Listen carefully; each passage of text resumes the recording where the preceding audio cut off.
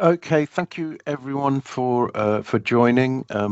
My name is Tim Brady. I'm the subject advisor for lots of Pearson's qualifications, digital, and that includes computer science. And I'm a big fan of this spec and the way we do our paper too. So it's great to talk to centres that are looking to run the assessment this summer and help hopefully answer all of your questions so that you can go ahead with confidence. Julie and Alexa, my colleagues, are you going to you talk for yourselves, I guess, and say what it is you do? Yeah, we'll say a couple of words. So, hi everyone, my name's Alexa. I'm one half of the Julie and Alexa duo, and we work together in what was kind of known as customer engagement in times gone by. You can see our job roles are on there. So, we're now kind of seen as specialists within assessment and service delivery, but we work very closely with Tim and our centres around the delivery of qualifications where there is either a practical on-screen element or an on-screen assessment done using our platform. So for today's webinar, we're obviously talking about the paper 2 for the GCSE computer science, which is one of the practical assessments. And we've put on that slide, you'll see it says international on screen at pearson.com. That's an email address for Julie and myself. So please don't worry and think that GCSE computer science, it's not international. That's just the email address to be able to get hold of Julie and myself. And we've been working with Tim on computer science since 2022. So it's in its full throes now of being delivered. And yeah, it's great. And we're really excited to have you here. Julie, do you want to say a couple of words about your wonderful self? No, I think Julie's frozen, Tim. Julie is frozen, everyone.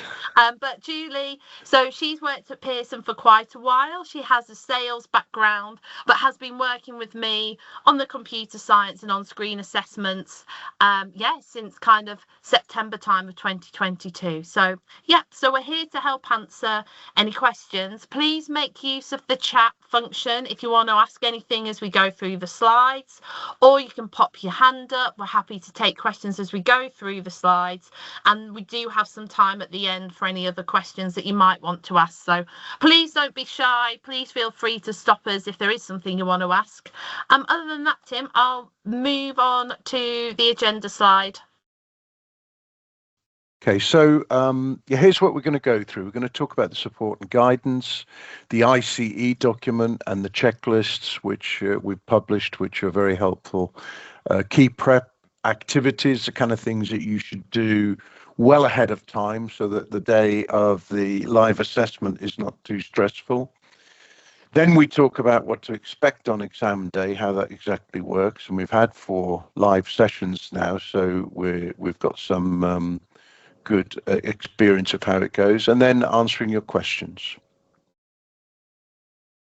So the starting point is very much the ICE document. So that's the instructions for the conducting of the examination. So this document is available as is shown by the link on this slide. At the end of this, do all delegates get a copy of the presentation as well, Alexa? We'll get that circulated, yeah. Right. So it's a document you must read, and it's important that at least 3 people in every centre are part of the team that absorb the information in the ICE.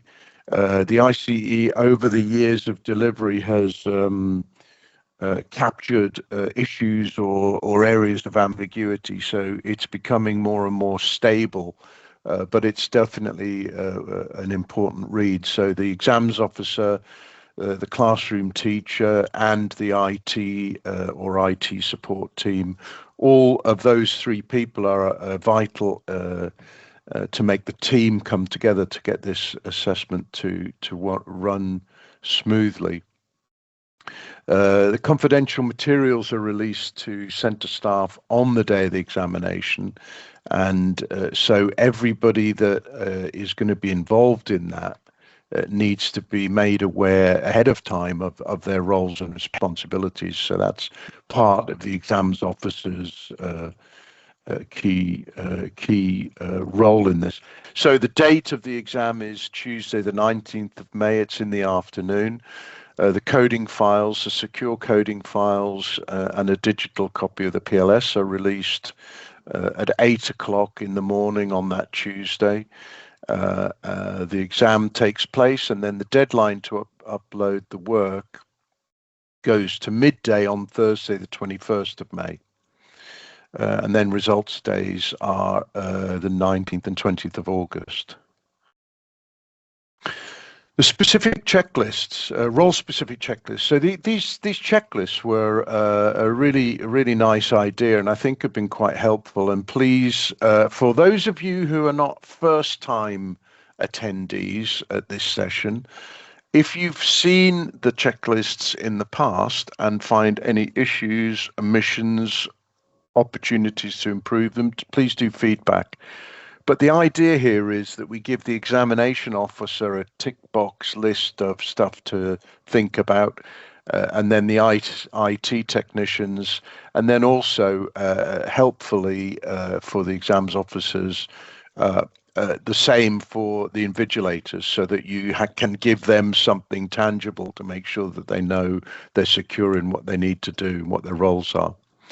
And they were created specifically to try and support you.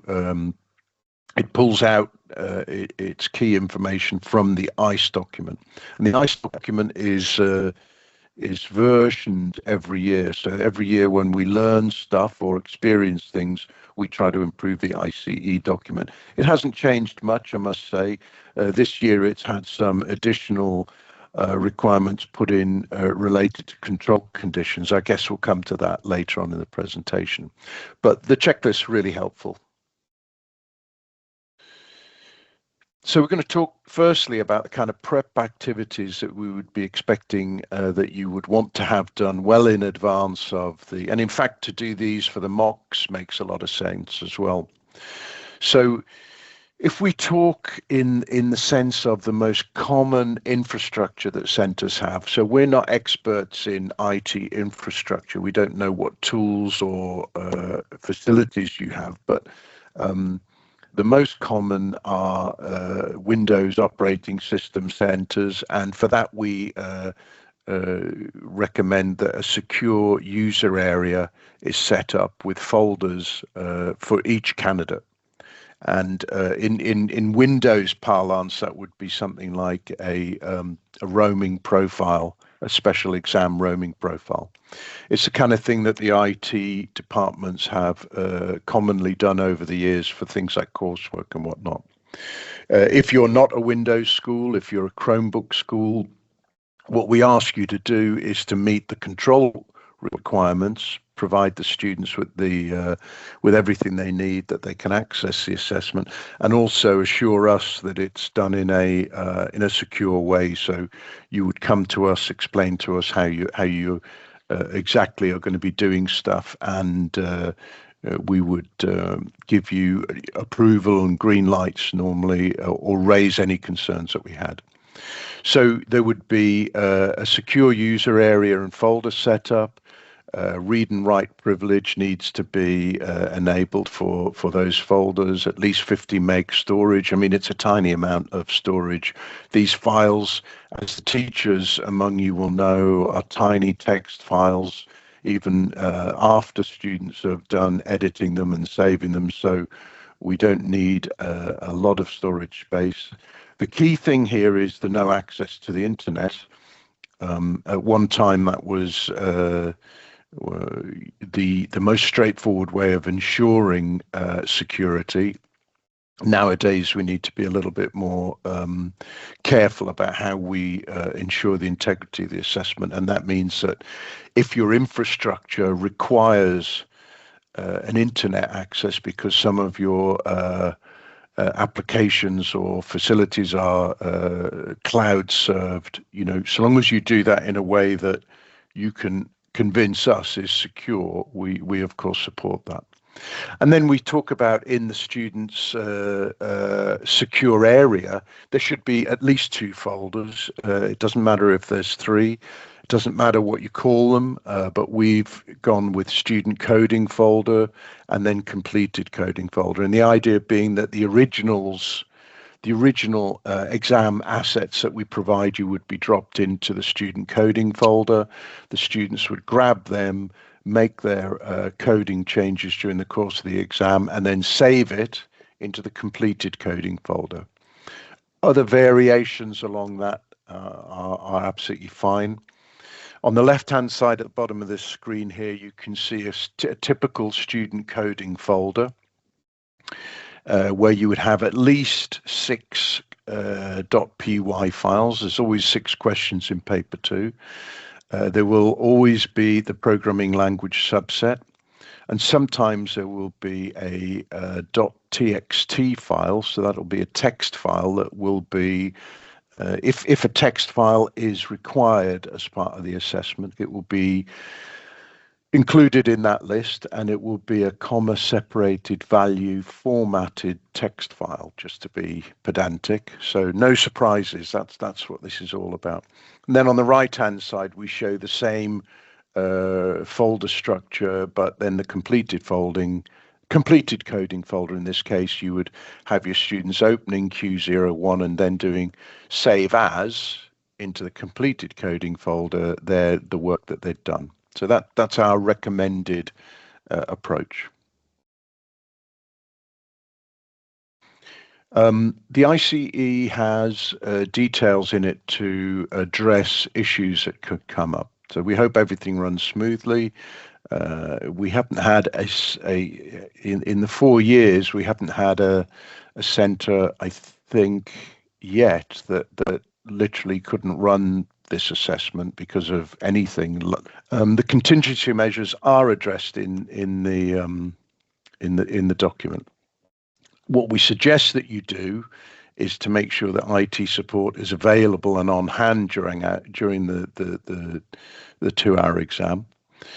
To make sure that your IT technicians are familiar with how to place or replace the originals of the coding files in case that a student has either deleted, removed, or corrupted them, or they've become corrupted. It's absolutely fine for someone to grab a clean set of originals and drop them into a student's user area if anything has gone wrong. Several spare computers are a great source of comfort if you have that as a possibility. They could be set up with all the same facilities, so that, you know, in the case of that smoke starts coming out of the back of the monitor for one student, they can stand up, move, and go to another computer. The vigilators need to be provided with good training and explanation on what they need to do in case there would be either a power cut or system outage, and it's covered in the ICE. So very worst case scenario, if there were to be a famine or flood and literally the power is lost for the whole of the afternoon, you do what the exams officers are familiar with, which is called a SpecCon application, special considerations. So that would be the worst. We've never had that yet. Fingers crossed we don't. So that's all the stuff up front that you do, and you should have that stuff done ideally for your mocks, so that you practiced it in what the students will recognize on the day of the live assessment as a familiar setup. And now we're going to talk about actually what happens on the exam day. So release the exam materials. So they're available, I think, through 3 different channels. There's the secure download in Edexcel Online, which, if you're an exam officer, will be a familiar term. It's also available under gold padlock on the website. So that means that the gold padlock means that it has to be an exams officer, has to have the account in Edexcel Online to access those secure files. and then the exams officer's responsibility is who to hand it on to. The digital copy of the programming language subset, which currently is version 6, it's already available on the website. You could not wait for that on exam day and put that already in the student's user area, or you can grab that on the exam day. But the secure coding files are released at 8 a.m. Secure download service or Go Padlock. There you go. Question papers will have been delivered in the normal way, because the question paper sits on the student's desk and the questions are there, and then they do their work on the screen. But there is also inserted a program language subset copy in the question paper. So if the students have been used to using a paper PLS during the course of teaching and learning, they will have one at their elbow. And if they've been used to using the PDF, the digital version of the PLS, so they can do Control F, find and search for syntax, save them having to flick through pages, then that's also available. So that all of that is the hard copy question paper stuff is business as usual for exams. The digital copies, it's 8 a.m. There was a lot of anxiety the first time we had a live session about only getting the secure coding files on the morning of the exam. But again, we've never had a case where it was not manageable by a centre. And because these coding files are tiny, worst case scenario, a mobile phone in the playing fields, if all the internet has gone down, somebody designated by the exams officer will be able to access these secure coding files.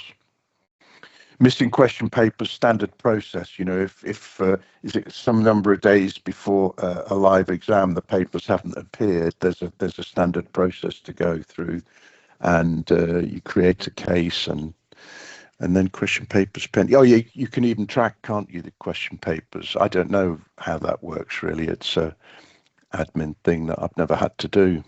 So exams officers will be very familiar, I think, with that. Learner work transfer. At the end of the exam, Edexcel Online menu on the left of the slide there hopefully is familiar to many of you, if not all of you. There's a learner work transfer, and then when you slide right, there are two types. One is for standards verification, which you absolutely ignore because that's related to BTEC standard verified internal assessment. So you go for the exam moderation button. And when you do that, you will find that your centre will display for you all of the registered or entered candidates. You'll see a web interface where each candidate has a tile, and that learner work transfer interface is used. This portal is used to upload and submit the work that the students have done. We propose that you zip up each student's work so that there's one file per student, and it's a drag and drop onto the tiles. And even for relatively large numbers of candidates, this seems to, I mean, there was a time in the very first session when learner work transfer was young, and there were issues with that. The last 3 or 4 sessions, I've not heard any issues with it. So the window for submitting the candidate work is, I don't know why midday on the 21st.